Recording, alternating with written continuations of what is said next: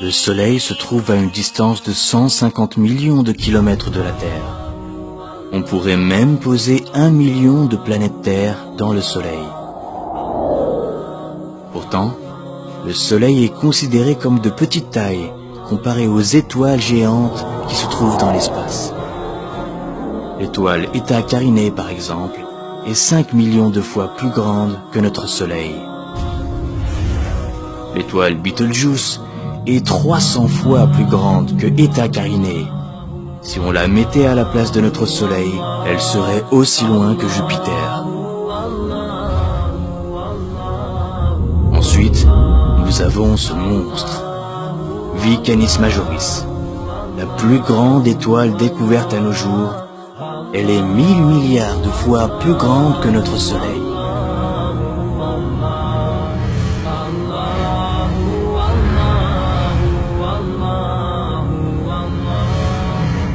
La Terre n'est plus qu'un vulgaire grain de sable.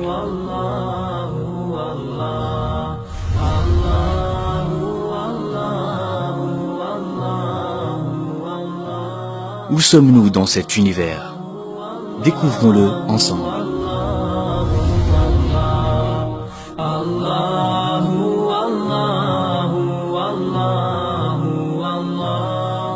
Si nous dépassons la couche thermosphère, située à environ 80 km au-dessus de nos têtes, nous verrions la Terre ainsi.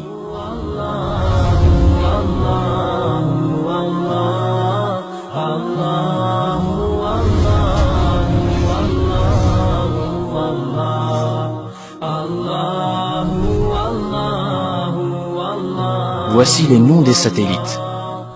Ils ont été mis en orbite autour de la Terre.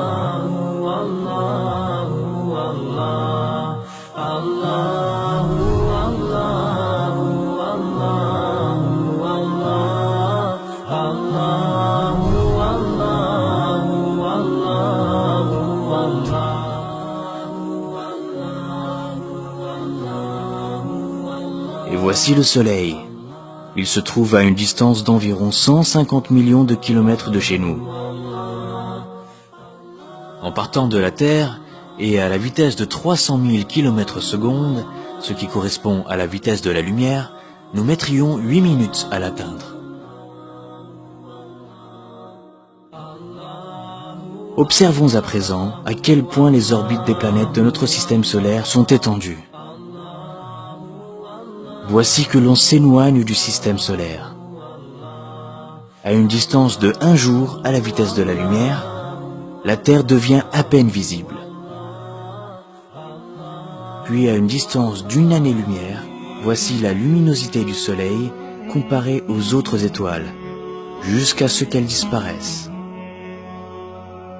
Regardez cette gigantesque sphère.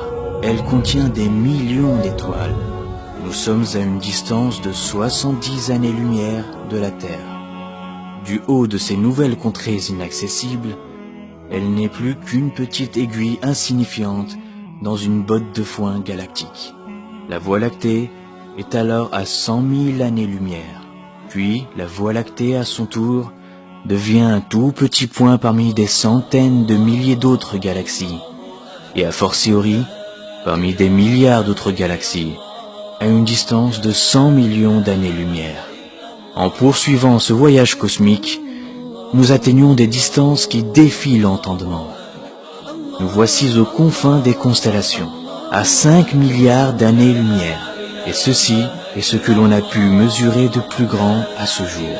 Ce sont les cartes les plus lointaines que l'on puisse observer, et les derniers reflets du Big Bang.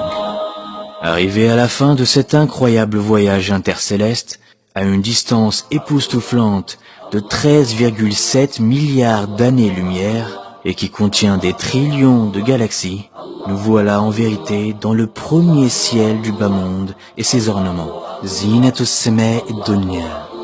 Tout ce que l'on vient d'entendre et de voir sur les étoiles et ses orbites, ses galaxies et ses astres, et si l'on se conformait aux nouvelles théories des multiverses ou métaverses, tout cela n'est autre que le ciel du Samae Dunya, le premier ciel du bas monde.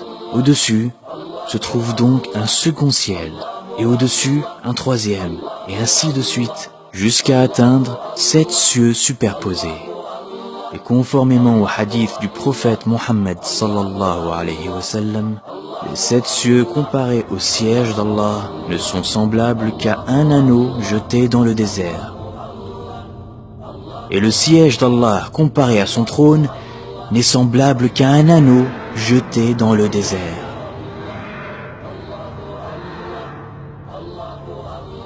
Si tout ce vaste univers qui dépasse l'entendement n'est autre que la pièce de monnaie et le désert, le trône d'Allah, alors imaginons la grandeur d'Allah.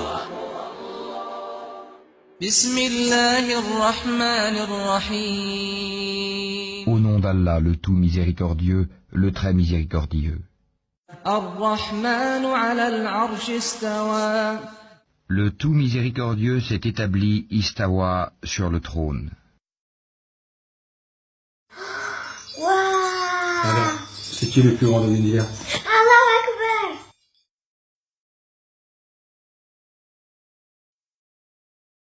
Bismillahirrahmanirrahim.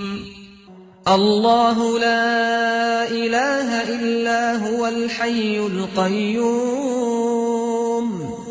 La ta'khudhuhu sinatun wa la nawm. له ما في السماوات وما في الأرض من ذا الذي يشفع عنده إلا بإذنه يعلم ما بين أيديهم وما خلفهم ولا يحيطون بشيء من علمه إلا بما شاء وسع كرسيه السماوات والأرض ولا يؤوده حفظهما وهو العلي العظيم